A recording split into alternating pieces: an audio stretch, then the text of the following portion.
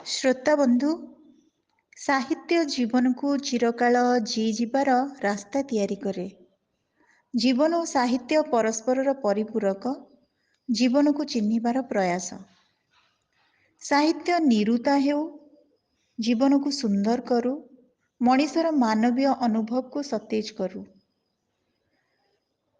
ଏଇ ଉକ୍ତି ମୋର ନୁହେଁ, ଏଇ ଉକ୍ତି ଆମ ସମୟର ଜଣେ ଯୁବ ଗାଳ୍ପିକାଙ୍କର।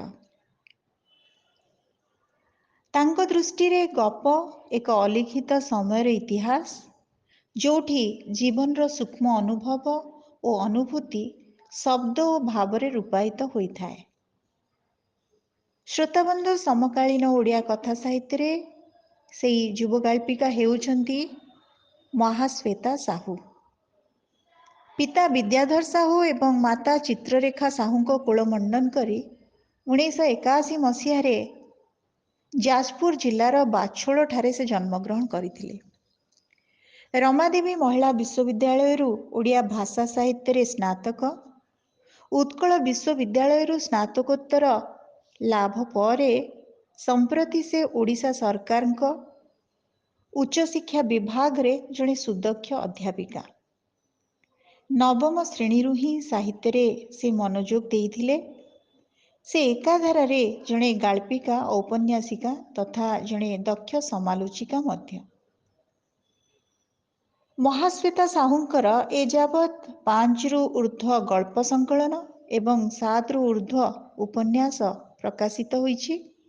ଏହି ନିକଟ ଅତୀତରେ ପ୍ରକାଶିତ ତାଙ୍କର ଅଟୋପ୍ସର ଆତ୍ମା ଗଳ୍ପ ସଂକଳନ ତଥା ମଗ୍ନ ମାଟିର ବାସ୍ନା ଉପନ୍ୟାସ ବେଶ୍ ଚର୍ଚ୍ଚିତ ହୋଇଛି। ଅଟୋପସର ଆତ୍ମା ଗଳ୍ପ ସଂକଳନଟି ବେଶ୍ ଆଦୃତି ଲାଭ କରିଛି। ଏତଦ୍ ଭିନ୍ନ ବିଷାଦ ବୃତ୍ତର ରାଜପୁତ୍ର, ପ୍ରେମିକା, ଅବ୍ୟକ୍ତ ନୀରବତା, ପୁନାକ ବଳିଦତ୍ତ ଏବଂ ଅବଶିଷ୍ଟ ଯେତେ ସବୁ ପାରିପାର୍ଶ୍ୱିକ, ଏଗୁଡ଼ିକ ତାଙ୍କର ଥିଲା ଗଳ୍ପ ସଂକଳନ।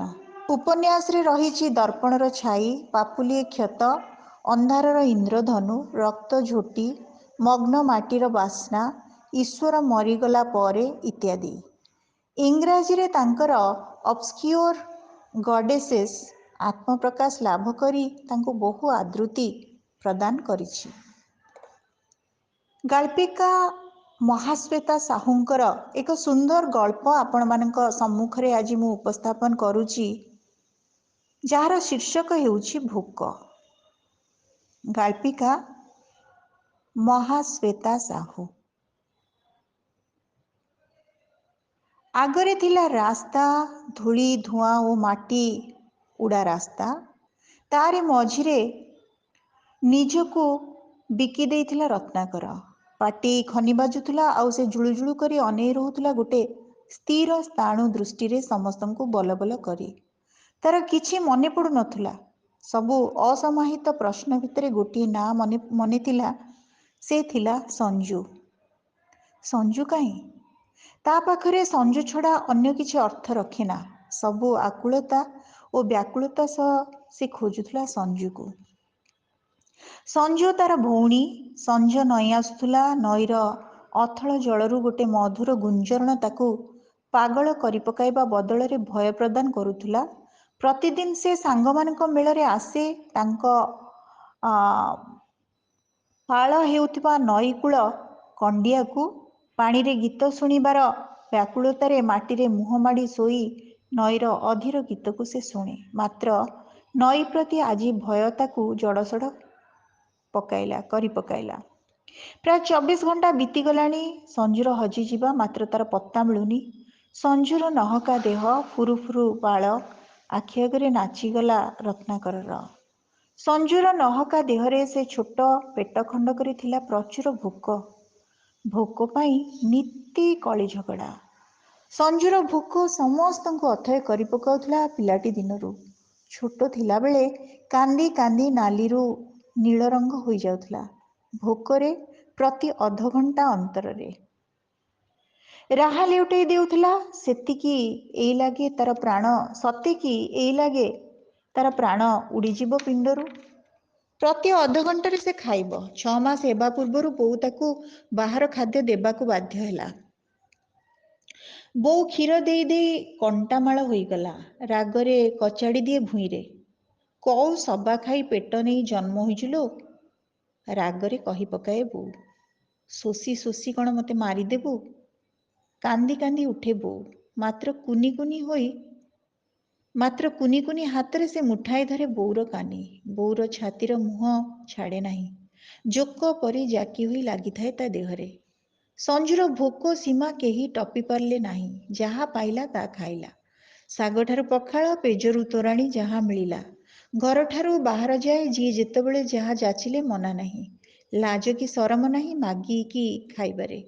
ଏତେ ଖାଏ ଯେ ବୋଉକୁ ଲାଜ ମାଡ଼େ। ଭାଇ ଭଉଣୀଙ୍କଠୁ ମାଡ଼ ଖାଏ ଯେ ତଥାପି ଭୋକ ସରିଯାଏ ନାହିଁ।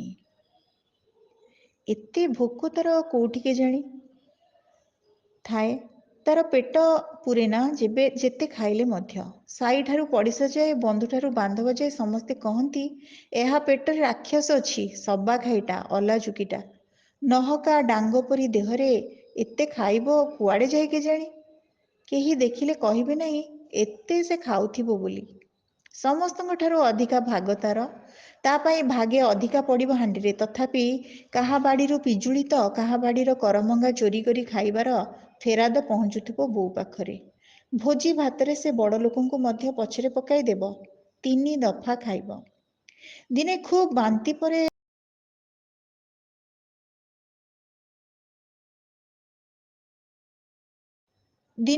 ବାନ୍ତି ପରେ ପୋଖରୀ ପାଣି 8 ଥର ହୋଇଗଲା। ନିସ୍ତେଜ ହୋଇ ଶୋଇଲା ସଞ୍ଜୁ।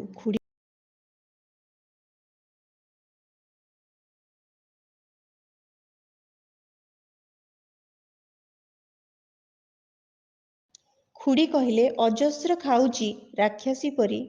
ଏତେ ଖାଇଲେ କ'ଣ ହେବ? ସେଇଟା ତା ପେଟ ନା ଆଉ କ'ଣ? ତାର ପେଟ କେବେ ଫାଟି ପଡ଼ିନି? ସଞ୍ଜୁ ଉତ୍ତର ଦେବାର ଅବସ୍ଥାରେ ନଥିଲା। କଟମଟ କରି ଅନେଇଲା ତା ଖୁଡ଼ି ଓ ବୋଉକୁ ଖାଇଯିବା ପରି। ତା ବୋଉ ଉପରେ ରାଗିଲା। କହିଲା, ତୁ କି ମା? ଅନ୍ୟମାନଙ୍କର କଥାରେ ମାରିଛୁ? ପିଟିବୁ ଖଡ଼ିକା, ଚାମଚ, ଚଟୁରେ, ମାତ୍ର କାହାକୁ କିଛି କହିବୁନି? ତୋ ଝିଅକୁ ସମସ୍ତେ ଏତେ ସବୁ କଥା କହୁଛନ୍ତି। ବୋଉକୁ ଲାଜ ମାଡ଼େ, ହତାଶ ଲାଗେ। କେହି ସଞ୍ଜୁ କଥା କହିଲେ ସେ ଅସହାୟ ହୋଇପଡ଼େ। ତାର ତମାମ ଜୀବନ ଧୂଆଁ ଭର୍ତ୍ତି ରୋଷେଇ ଘରେ ଜାଳ, କାଠ, ବାସନ, ତାଟିଆ, ଥାଳିଆ ଭିତରେ। ତା ପିଲାମାନଙ୍କର ଯତ୍ନ ନେବାରେ କଟିଗଲା ବେଳେ ଝିଅଟାର ପ୍ରତିଦିନ ଫେରାତ ତାକୁ ମ୍ରିୟମାଣ କରି ପକାଏ। ସଞ୍ଜୁର 2 ଦିନ ଯାଏ ପୋଖରୀ ପାଣି ଲାଗି ରହିଲା। ଚୁଡ଼ା କଦଳୀ 2 ଦିନ ଧରି ବିତିଗଲା। ଖାଇ ରାଗିକି ଘରୁ ବାହାରି ଯାଇ ବସିଲା ପୋଖରୀ କୂଳରେ। ପୁଳାଏ ଚଗଲା କଇଁଆ ତୋଳି ଆଣି ଅଣ୍ଟିରେ ପୂରେଇ ଫାଳ ଫାଳ କରି ଖାଇଲା ମହା ଆନନ୍ଦରେ। ନାଚି ନାଚି ଖରାବେଳଟାରେ ବାହାରିଗଲା ଖେଳିବାକୁ ଖଳାବାଡ଼ିକୁ। ଗଲା ଯେ ଗଲା, ତାର ପତ୍ତା ମିଳିଲା ନାହିଁ। ଖରା ବୁଡ଼ି ସଞ୍ଜ ହେଲା। ସଞ୍ଜୁର ରାତି ତାର ଫେରିବାର ରାସ୍ତାକୁ ଅନେଇ ବୋଉ ଆତଙ୍କ, କ୍ରୋଧ, ଆଶଙ୍କା, ଭୟ, କୋହରେ ଲଥପଥ ହୋଇ ମୂର୍ଚ୍ଛା ଗଲା କାନ୍ଦି କାନ୍ଦି। କାହାରିକୁ ଭୋକ ନାହିଁ, ଶୋଷ ନାହିଁ, ନିଦ ମଧ୍ୟ ନାହିଁ। ନହକା ଦେହ ଆଲୁରୁ ବାଲୁରୁ ପୁଳାଏ ଗହଳ କସରା ବାଳ, ଖଣ୍ଡା ନାକ ଉପରେ ଗୋଲ ପିଟା ବସା ମରିଚ, ନୀଳ ରଙ୍ଗର ଫ୍ରକ୍ ଉପରେ ନାଲି ରଙ୍ଗର ଫୁଲ। ସଞ୍ଜୁ ପାଖରେ ସବୁ ତିରସ୍କାର, ତୁଚ୍ଛ ଥିଲା ତା ଭୋକ ଆଗରେ। ମନରେ ଚାପି ନିଏ ସବୁ ଅପମାନ, ତିରସ୍କାର। ଖାଲି ଯା ଚାପି ନେଇ ପାରେ ନାହିଁ ତାର ଭୋକ। ରତ୍ନାକରର ମନେ ଅଛି ଆଜି ମଧ୍ୟ। ସଞ୍ଜୁ ଜନ୍ମ ହେବା ଦିନରେ ଦୁଆର ବନ୍ଧ ପାଖରେ ଠିଆ ହୋଇଥିଲା। ହାତ ବାଡ଼େଇ ନାଚି ନାଚି ଭଉଣୀକୁ ଦେଖିଥିଲା। ସଞ୍ଜ ବେଳରେ ଜନ୍ମ ନେଇଥିଲା ବୋଲି ତା ନାଁ ସେ ହିଁ ହୋଇଥିଲା ସଞ୍ଜୁ। ସଞ୍ଜୁ ଜଳ ଜଳ କରି ଅନେଇଥିଲା ରତ୍ନାକରକୁ। ତାର ନିଜର ହାତକୁ ଚାଟି ପକାଉଥିଲା ଚୁ ଚୁ କରି। ଭାଇମାନଙ୍କ ପଛରେ ଧାଏଁ ତାଙ୍କ ଭାଗରୁ କିଛି ଖାଇବା ପାଇଁ। ତାକୁ କିଏ କେତେ କଥା କହେ। କିଏ କହେ ତାର ଅନ୍ତନଳୀକୁ ଅପରେସନ କରିଦିଅ, କିଏ କହେ ପାଣିରେ ଭସାଇ ଦିଅ। ସଞ୍ଜୁର ଅଣ୍ଟାରେ କିଛି ନା କିଛି ଥାଏ। ଅନ୍ୟ ଜିନିଷରେ ଉଣା ହେଲେ ଚଳିବ, ମାତ୍ର ଖାଦ୍ୟ ଉଣା ହେଲେ କାନ୍ଦି କୁଟି ତାଣ୍ଡବ କରି ଘର ଉଠାଇବ ଆଉ ପକାଇବ। ଏଇ ଖାଇବା ପାଇଁ ବୋଉ କେତେଥର ଝାଡୁରେ ମାରି ରକ୍ତାକ୍ତ କରିଦେବା ପରେ ମଧ୍ୟ ଲୁହ ପୋଛି ଦେଇ କହିଛି, ମତେ ଏତେ ମାରିଲୁ, ଭୋକ କଲା, କ'ଣ ଖାଇବି ଯେ? ମତେ ଏତେ ମାରିଲୁ, ଭୋକ କଲା, କ'ଣ ଖାଇବି ଦେ। ପେଟ ପାଇଁ ତ ଏତେ ନାଟ, ଖାଇବା ନାହିଁ ତ କିଛି ନାହିଁ।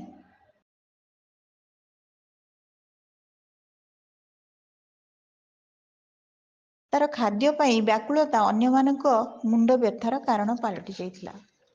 ସଞ୍ଜୁ ହଜିଯିବା ପରେ ମା ଆତତାୟୀ ପରି ଦିଶୁଥିଲା, ଲୁହ ନଥିଲା ତା ଆଖିରେ। ତାକୁ ଖାଲି ସଞ୍ଜୁ ଲୋଡ଼ା, ତାର ଝିଅ ତା କୋଳରେ ଥିବା ଦରକାର, ଯାହାକୁ ସେ ହଜାର ଥର କହିଥିବ ତୁ ମରିଯା ବୋଲି। ସମ୍ପିଥିବ, ପିଟିଥିବ, ମାତ୍ର ଆଜି ମନ ଥଳକୂଳ ପାଉନି ତା ଛୁଆର କ'ଣ ହୋଇଥିବ। ଭୋକରେ ମୂର୍ଚ୍ଛା ମାରିଯାଇନି ତ? କେଉଁଠି ପୋଲ ନଈ ଗଡ଼ିଆରେ ଭୋକରେ ଖସି ପଡ଼ିନି ତ? ମନରେ ଅନେକ ପାପ ଭାବନା। ମା ମନ ନା? ଦୁଆର ମୁହଁରେ ଆଣ୍ଠୁ ଜାକି ବସିଥିଲା ସଞ୍ଜୁ ବୋଉ। ତାର ଶାଢ଼ୀ ଉଲୁରି ପଡ଼ିଥିଲା କାନ୍ଧରୁ। ରାଗି ଗଲା ପରି କହିଲା, ତୁମେ ତିନି ତିନିଟା ବାପକୁ ମୋ ବେକଟାକୁ ରୁ ଝିଅକୁ ଖୋଜି ପାଉନ? ରଡ଼ି ଗଲା ପରି କହିଲା, ତୁମେ ତିନି ତିନିଟା ବାପ ପୁଅ ମୋ ବକଟେ ନାକରୁ ଝିଅକୁ ଖୋଜି ପାଉନ? କ'ଣ ତାକୁ ଆକାଶ ନା ମାଟି ଖାଇଗଲା? ମୋ ଝିଅ ଦରକାର। ତମେମାନେ ବି ଚାଲିଯାଅ, ସେ ନ ଫେରିବା ଯାଏ ତୁମେମାନେ ବି ଘରକୁ ଫେରିବନି। ଅଣଚାଶ ପବନ ବହୁଛି ମନରେ, ସବୁ ଜଡ଼ତାକୁ ଭାଙ୍ଗି ଚୂନା କରି ପକଉଛି ସଞ୍ଜୁ ବୋଉର ଏ ଉଗ୍ର ରୂପ ଦେଖି।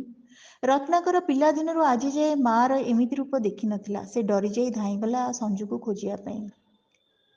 ନଈକୂଳ, ଆମ୍ବତୋଟା, ପାଖ ଗାଁର ପିଇସା ଘର, ସାଙ୍ଗସାଥୀ, ସାଇ ପଡ଼ିଶା, ବିଲ ପାଟ, କେଉଁଠି ନ ଖୋଜିଛି ସେ। ରତ୍ନାକରର ପାଦ ଅବଶ ହୋଇ ପଡ଼ୁଛି। ସେ ଦୂର ହୋଇ ଦିଶୁଥିବା ଚିଲଘାଟ ରାସ୍ତାରେ ଚାଲିଲା ଅବଶ ପାଦ ନେଇ। ବିଲ ପାଟ ରାସ୍ତାରେ ଚାଲିଲା ଅବଶ ପାଦ ନେଇ। ଟଳମଳ ପଡ଼ୁଛି ପାଦ। ସବୁଜିମାର ଲହରୀ ଭିତରେ ତାକୁ କାନ୍ଦ ମାଡ଼ିଲା। ସେ ଜୋର ଚିତ୍କାର କରି ଡାକିଲା, ସଞ୍ଜୁ, ସଞ୍ଜୁ। ଶବ୍ଦ ସବୁ ଫେରି ଆସିଲେ ପ୍ରତିଧ୍ୱନି କରି। କାଲି ଯାଏ ସମସ୍ତେ ଚିଡ଼ୁଥିଲେ ତାକୁ, ତାର ମୃତ୍ୟୁ କାମନା କରୁଥିଲେ। ସତକୁ ଯଦି ସଞ୍ଜୁ ମରିଯାଇଥିବ? ଏ ପ୍ରଶ୍ନ ପାଖରେ ନିଜେ ଡରିଗଲା ରତ୍ନାକର। ତାର ଅନ୍ୟମନସ୍କତାରେ ଝୁଣ୍ଟି ପଡ଼ିଲା ବିଲ ଭିତରକୁ। ସବୁଜ ଧାନ କିଆରୀର ପୁଳାଏ କଅଁଳ ଧାନ ଭିତରେ ଚାପି ହୋଇଗଲା। ସେ ଉଠିଲା ବେଳକୁ ଦେଖିଲା ତଳକୁ ମୁହଁ କରି କ'ଣ ଗୋଟେ ପଡ଼ିଥିବାର ଦିଶୁଛି। ପଛପଟ ହିଡ଼ ପାଖରେ କାଦୁଅ ବିଲ୍ ବିଲ୍ ହୋଇ। ଭଣ ଭଣ ମାଛି ଗୋଟେ ଦୁର୍ଗନ୍ଧରେ ନାକ ଫାଟି ପଡ଼ୁଛି। ସେ ନଇଁ ପଡ଼ି ଭଲ କରି ଦେଖିବାକୁ ଚେଷ୍ଟା କଲା। ମାଟି ସାଲୁବାଲୁ ଦେହରେ ହାତ ଲମ୍ବି ଯାଇଛି। ମାଟି ସାଲୁବାଲୁ ଦେହ ଗରଗର ହୋଇ ହାତ ଲମ୍ବି ଯାଇଛି ଦି ପଟକୁ ମେଲା କରି। ପାପୁଲିରେ ପୁଳାଏ ମାଟି। ଉଲଗ୍ନ ଦେହର କପଡ଼ା ପଡ଼ିଛି ଦୁଇ ହାତ ଦୂରରେ। ପୁଳାଏ କଳା ରକ୍ତ କଳା କାଳି ପରି ନିଗିଡ଼ି ପଡ଼ିଛି ହିଡ଼ ଉପରେ। ରତ୍ନାକର ଗୋଟେ ବିକଟାଳ ରଡ଼ି କରି କଚାଡ଼ି ହୋଇ ପଡ଼ିଲା। ଭୟରେ ଧାଇଁଲା କାହାକୁ ଡାକିବାକୁ ବିଜୁଳି ବେଗରେ ପାଖ ଗାଁକୁ। ତାକୁ କାଦୁଅ, ପାଣି, କଣ୍ଟା କିଛି ମଧ୍ୟ ଜଣାଗଲା ନାହିଁ। ଖଣ୍ଡେ କପରା ତା ତଳିପାରେ ଗଳିଯାଇ ରକ୍ତ ଝରି ପଡ଼ୁଛି। ପାଟିରେ ଭାଷା ନାହିଁ। ସଞ୍ଜୁ, ସଞ୍ଜୁ। ଜୀବନଯାକ ଦିପଦ ଶବ୍ଦ କହିନଥିବା ସଞ୍ଜୁ ବୋଉ ରଡ଼ି କରି ଶବ୍ଦରେ ଚତୁର୍ଦ୍ଦିଗ କମ୍ପମାନ କରିଦେଉଥିଲା ମୃତ୍ୟୁର ଏ ବିଭତ୍ସ ରୂପକୁ ସେ ବରଦାସ୍ତ କରିପାରୁନଥିଲା। କରୁଣ ଆବେଗମୟ କ୍ଷତରେ କ୍ଷତାକ୍ତ ମା ମନ ଆଜି ଚୂନା ହୋଇଯାଇଥିଲା। ସେ ଆଣ୍ଠେଇ ପଡ଼ିଲା ମାଟିରେ। ମୁଠା ମୁଠା କରି ଦୁଇ ହାତରେ ଚକଟି ପକାଇଲା ମାଟିକୁ। ଗୋଲ ଗୋଲ ପିଣ୍ଡୁଳା କରି ଛାଡ଼ିଲା ସମସ୍ତଙ୍କ ଉପରକୁ। ପୁଳାଏ ଲୋକ ଧାଇଁଲେ ରତ୍ନାକର ସହ। ଲୋକଙ୍କର ପାରାଧାଡ଼ି। ଶବକୁ ଓଲଟାଇ ଦେଇ ଗଛ କାଟିଲା ପରି କାଦୁଅ ଭିତରେ ଖସି ପଡ଼ିଲା ରତ୍ନାକର। ସେ ଅନ୍ୟ କେହି ନଥିଲା, ସିଏ ଥିଲା ସଞ୍ଜୁ, ତା ଭଉଣୀ। 10 ବର୍ଷର ଦୁଷ୍ଟ ଭୋକିଲା ଭଉଣୀ ସଞ୍ଜୁ ହିଁ ଥିଲା। ସଞ୍ଜୁର ବାଳ ବିକ୍ଷିପ୍ତ ଥିଲା, ଆଖି ବିସ୍ଫାରିତ, ବେକ ସିଧା। ସଞ୍ଜୁର ଲଙ୍ଗଳା କ୍ଷତାକ୍ତ ଦେହ ପଡ଼ିଥିଲା ବିଲହୁଡ଼ା ଉପରେ। ବେଗୁନିଆ ବଣ ଭିତରେ ତାର ଚଟି ଖଣ୍ଡକ। ସଞ୍ଜୁ ବୋଉ ଅନେଇଥିଲା ଆକାଶକୁ। ଅପେକ୍ଷା, ସଞ୍ଜୁ କେତେବେଳେ ଫେରିବ। ନିଜ ଛୁଆ ଉପରେ ସାରା ଦୁନିଆ ପଦେ ଦିପଦ କରି ଖେଞ୍ଚି ଦେଇଗଲା ବେଳେ ସେ କିଆଁ ପଦେ କହିଲେ ନାହିଁ। ତା ଝିଅ ବେଶୀ ଖାଏ। କ'ଣ କିଏ ପାଳୁଥିଲା ନା ପୋଷୁଥିଲା? ତାକୁ ସବା ଖାଇ, ଲକ୍ଷ୍ମୀ ଛାଡ଼ି କହି କେତେ କଥା କହିବା ବେଳେ ସଞ୍ଜୁ କାନ୍ଦିବା ସମୟରେ କିଆଁ ସେ ଝାଡ଼ି ଦେଲାନି କହିବା ଲୋକର ମୁହଁରେ? ଆଜି ନିଜ ଉପରେ ରାଗ ଆସୁଛି। ମନରେ କଥା ମାରି, ଲୁହ ଚାପି, ଓଠ ଚାପି ସହିଯାଉଥିବା ଝିଅ ତାର ଖାଇବା ବେଳକୁ ସବୁ ରୁଷା ଅଭିମାନ ଶେଷ କରି ପକାଏ। ଦିନେ ମଧ୍ୟ ଅନ୍ୟ ଝିଅଙ୍କ ପରି ଚୁଡ଼ି ଚାପିନି କି ରିବନ ଫ୍ରକ୍ ପାଇଁ ଅଳି କରିନି। ଯାହା ଦେଲେ ପିନ୍ଧିଲା। ଆଜି ମନର ଅନେକ ଉତ୍ତାପରେ ଓଦା ହୋଇଯାଉଛି ଛାତି। ଲୁହର ସ୍ରୋତ ମାନୁନାହିଁ କିଛି। ପରିପକ୍ୱ ବୟସରେ ମନ ତଳେ ଗୋଟେ ମଧୁର ଅଣାଘା ଆଜି ନିଜ ଝିଅକୁ କୋଳାଗତ କରିନେବାକୁ ବ୍ୟାକୁଳିତ। ସଞ୍ଜୁ ବୋଉର ଓଠ ବଙ୍କିଗଲା। ପରିପକ୍ୱ ବିଶ୍ୱାସ ଭାଙ୍ଗି ଯାଉଛି, ଉଜୁଡ଼ି ଯାଉଛି ତାର କ୍ଷତ। ସେ ଖବର ପାଇ ଡହଳ ବିକଳ ହୋଇ ଧାଇଁଲା। ଶାଢ଼ୀ ଉଲୁରି ପଡ଼ିଛି କାନ୍ଧରୁ, ମୁକୁଳା ବାଳ ଉଡ଼ୁଛି ପବନରେ। ରାମପୁଡ଼ିଲା ବିଦାରିଲା ପରି ବିକଳ ଚିତ୍କାର କରି ଡାକି ଡାକି ଯାଉଥାଏ ଛାତିରେ ହାତ ବାଡ଼େଇ, ସଞ୍ଜୁ ଲୋ ସଞ୍ଜୁ, ମୋ ଧନ, କାଇଁ ଲୋ ମୁଁ ସବା ଖାଇ କ'ଣ କରିବି ଲୋ। ହତାଶରେ ଫାଟି ପଡ଼ୁଛି ସଞ୍ଜୁ ବୋଉ, ବିସ୍ଫାରିତ ହୋଇଯାଉଛି ଦୃଷ୍ଟି ତାର ବର୍ତ୍ତମାନରୁ ଅତୀତକୁ। ଜୀବନଯାକ ଦିପଦ ଶବ୍ଦ କହିନଥିବା ସଞ୍ଜୁ ବୋଉ ରଡ଼ି କରି ଶବ୍ଦରେ ଚତୁର୍ଦ୍ଦିଗ କମ୍ପମାନ କରିଦେଉଥିଲା। ମୃତ୍ୟୁର ଏ ବିଭତ୍ସ ରୂପକୁ ସେ ବରଦାସ୍ତ କରିପାରୁନଥିଲା। କରୁଣା ଆବେଗମୟ କ୍ଷତରେ କ୍ଷତାକ୍ତ ମା ମନ ଆଜି ଚୂନା ହୋଇଯାଉଥିଲା। ସେ ଆଣ୍ଠେଇ ପଡ଼ିଲା ମାଟିରେ।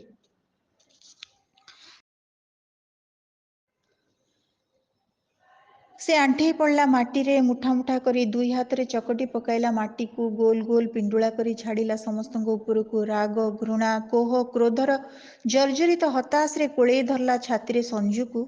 ନିସ୍ତରଙ୍ଗ ସମୟ ଯେମିତି ବୋଳି ଦେଇଛି ପୁଳାଏ ଗାଢ଼ କଳା ରଙ୍ଗର କାଳି। ସବୁ ସ୍ଥିର। ସଞ୍ଜୁ ବୋଉ ହାମୁଡ଼େଇ ପଡ଼ିଲା ଝିଅର ଶବ ଉପରେ। ଘୋଡ଼ାଇ ପକାଇଲା ନିଜର ଲୁଗା କାନିରେ କ୍ଷତାକ୍ତ ରକ୍ତାକ୍ତ ଉଲଗ୍ନ ଦେହକୁ। ରକ୍ତର ଶୁଖିଲା ଧାର ଉପରେ ପିମ୍ପୁଡ଼ି ଧାଡ଼ି ଲମ୍ବି ଯାଇଥିଲା।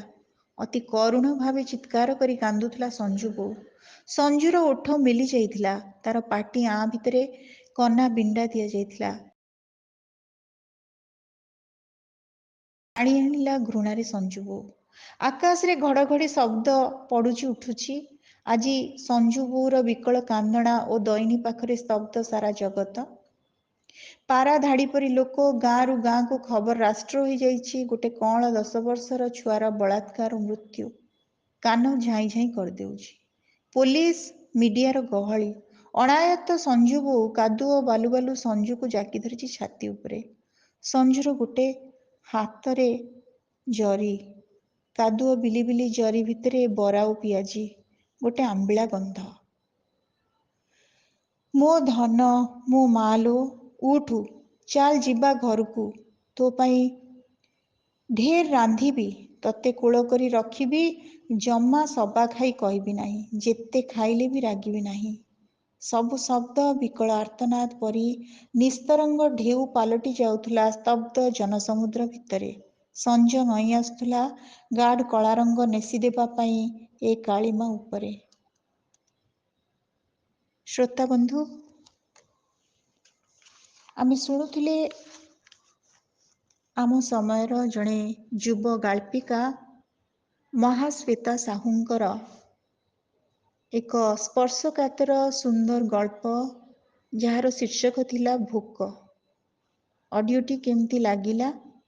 ଆପଣମାନଙ୍କ ମତାମତ ଅପେକ୍ଷାରେ। ଧନ୍ୟବାଦ।